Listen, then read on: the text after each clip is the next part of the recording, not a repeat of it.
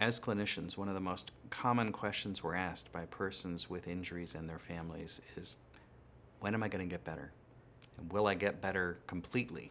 Will my memory recover entirely? It is an enormous source of anxiety for family members, for persons with injuries, and for clinicians.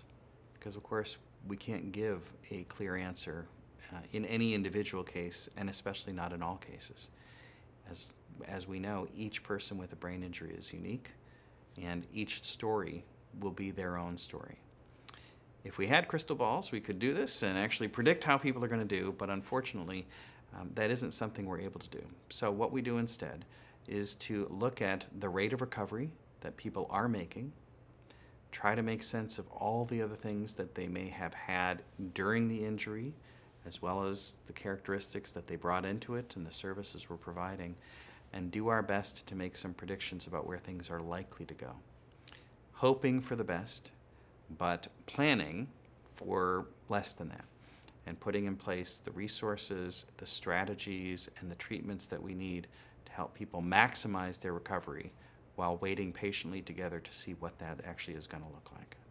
The number of family conferences I've been in where people have asked me to make predictions about outcome are too numerous to count.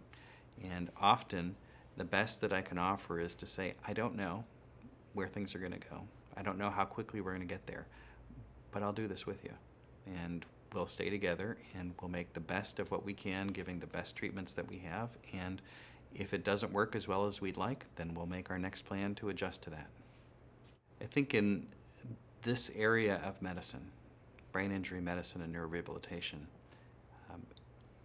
we have to be able to tolerate a certain amount of uncertainty, in part because each story is unique and the path that any individual with brain injury will take is their own and therefore very difficult to predict.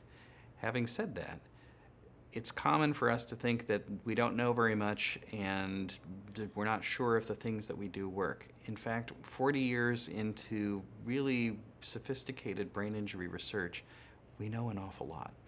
And although the evidence may not always be what we'd like in terms of its strength or its quality or its depth, there's a lot of evidence that we can use to guide brain injury rehabilitation, particularly in the areas of cognition, meaning thinking and memory, as well as behavior.